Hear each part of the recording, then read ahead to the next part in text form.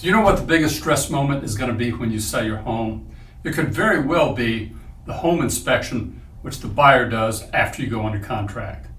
I'm going to share a story with you this time. I'm going to tell you about a recent home inspection I dealt with for my sellers, how it almost tanked the deal, and what we did to make sure that that didn't happen. Then I'd like to share with you the secret for taking the stress out of the situation and how to put you in control of selling your home. Stay tuned.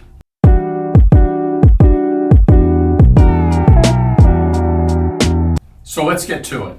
This all started with a couple I had worked with before. They had a house they purchased locally. It was on the water, nice house, nice little bungalow, 3-bedroom, actually 4-bedroom, 3-bath, nice home, like I say, good yard, fenced in. With changes in life, they were moving, so we listed it, went under contract pretty quickly, well-qualified buyers. And of course, the first thing that happens is the home inspection. Reason being is that if the buyers find something that they don't like and they want to back out, then we don't have the house off the market that long. So first thing is home inspection. They have a certain period of time to do that. They get to hire their inspector. They then get to decide, do they want to ask for certain repairs or credit in lieu of repairs, or do they want to move forward with the house, they're happy with it as it is, or do they want to back out? And in Virginia, that's pretty much how we write our contracts. So let's get this out of the way first. And it is a stressful thing because you never know what a buyer is going to be sensitive to, what they're going to be concerned with, what's going to cause them to back out, or give you a arm's length long list of things that they want fixed. In this particular case, we got a list of about 10 items that they wanted repaired. Most of them were small things, and you could get those done in about a day or so by a licensed contractor, a handyman, that sort of thing. But there were 2 items that were not so small. First one was perceived leak in the roof because it was a shingle roof. Not that old, but on top of that, there were a number of solar panels, which had given my sellers several years of low to non-existent electric bills. So great that they've got the panels, but because the brackets that hold them are screwed through the shingles and they're supposed to be treated to keep them from leaking, but over time they might. So there was some evidence of that. So that needed to be looked into. And then the other item was a little more troubling. There was a mortar joint crack in the basement wall that had some distance to it, some length to it, and a little bit of gapping. Now, when I say a little bit of gapping, we're talking less than 1/8 of an inch. However, they were very concerned about this. They got a foundation company in there to look at it, recommend a fix, and give an estimate. So that plus the estimate by the roofing company to patch the leaks on the roof, we were looking at a large sum of money. I'm talking in the 5 figures here. And this is something that the buyers said, look, we have to have these things fixed or else we're going to back out. So they were pretty clear on what their expectations were. My sellers looked at this and said, we don't have that kind of money. We can't spend that kind of money. We're going to end up in the hole if we do that, so we can't do anything with this. I had another contractor come in and look at it. Now, again, as realtors, we have our own opinions based on our experience and what we see. The crack in the basement wall was, to my eye, was not that great a deal. In fact, it was there when my clients purchased it some time ago, and it hadn't changed, hadn't moved, the wall's not crumbling, it's not cracking, it's not falling down. However, that's their experience having lived in the house. The buyers coming in, they have no history on this, and I've just seen this before.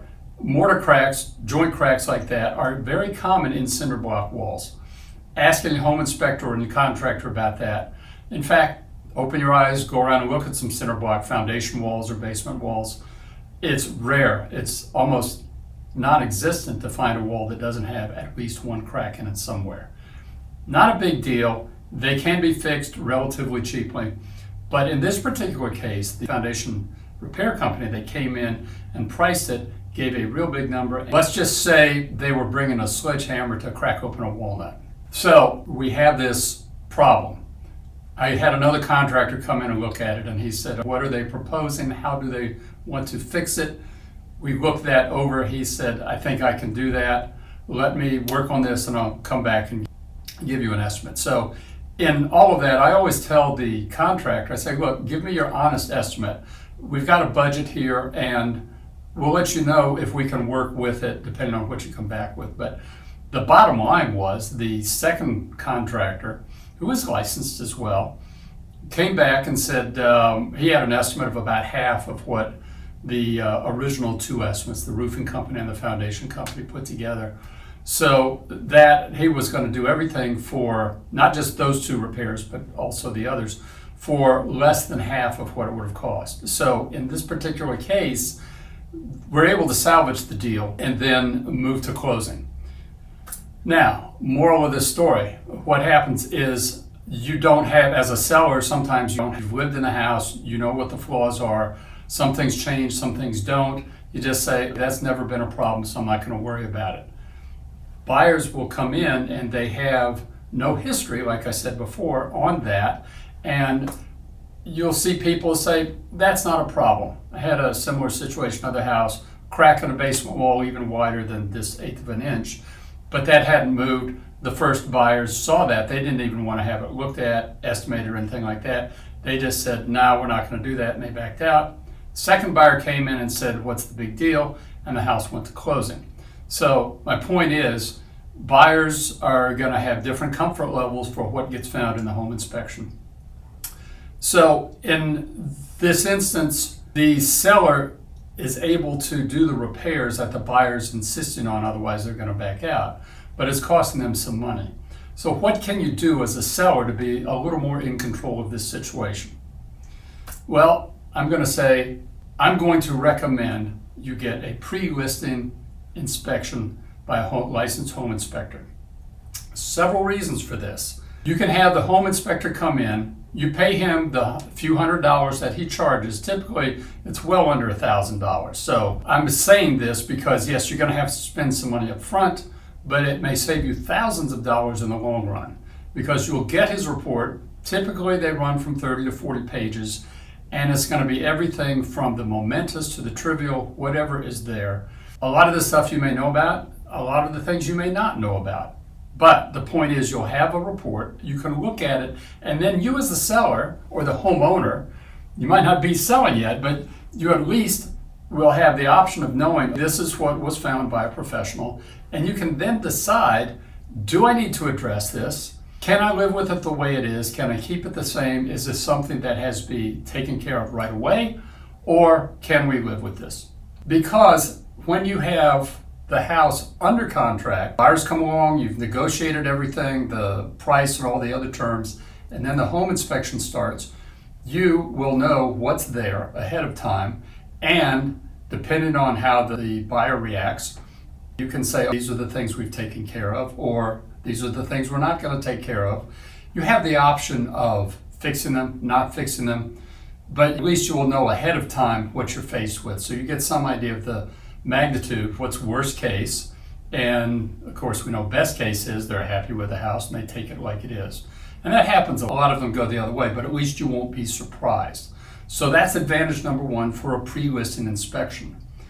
The other advantage is you have the luxury of time to get several quotes. They always say get 3 estimates. It's up to you whether you want to go with one, you've got a favorite handyman or something to work on this sort of stuff, or a licensed contractor, or whoever you use. Some people even do it themselves.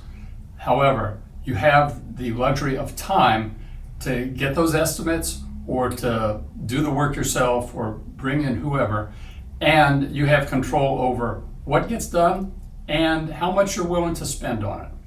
So you get to choose who does the work, and you're not under the gun because you've got the luxury of time.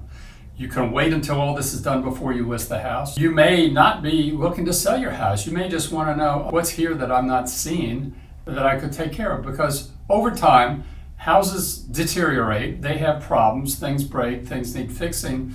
And again, I've yet to see a home inspection report where the seller knew everything that was wrong with the house that would show up on the report. we all get surprised, and that's the job of the home inspector, is to find those things. Now, if you do this and you get some or all of those things on a report repaired, now you've got a record of what has been fixed that you can include in your listing. So it gives the impression, not only the details of what has been fixed, but it gives the impression to the buyer that, hey, you've taken care of this house to the point where you've had these repairs done. And if you have that home inspection report, you also have the option of sharing it with the buyer. It may preclude the buyer going out and having their own home inspection done. That's not a guarantee. However, there is a good chance that the buyer might say, oh, I can save some money here as long as the inspection isn't that old. Again, your mileage may vary, as the saying goes. It all depends on the buyer and what sort of confidence they have in your report versus one that they're going to pay for. But faced with having to spend $600 to $800 for a home inspection, that sort of thing, they may decide to save the money and just say, oh, we like your report. We like the fact that you fixed these things. Let's move forward, and we'll take that home inspection contingency off the table. Again, talk to your agent about whether it makes sense to include the report or not. You can put it with the listing. There is a section in most multiple listing services when you show the listing to put documents that don't have to be publicly available, but they can be made available to the buyer's agent who comes along, can see those things. Or you can hold back on that and wait until the house is under contract. And then you can say, oh, by the way, we had a pre-listing inspection done. Here's what was found. Here's what was repaired. We're providing this to you for your information. Again, the report belongs to you because you're the homeowner, you're the seller, you're the one who paid for the report. You may use it as you wish. So just some things to think about there. One last thing you can do, and a lot of home inspectors are set up to do this. In fact, most of them are. The really good ones have the equipment to do this. But in this part of Virginia, there is the issue of radon in the household. And radon is an odorless, colorless, radioactive gas, comes out of the ground.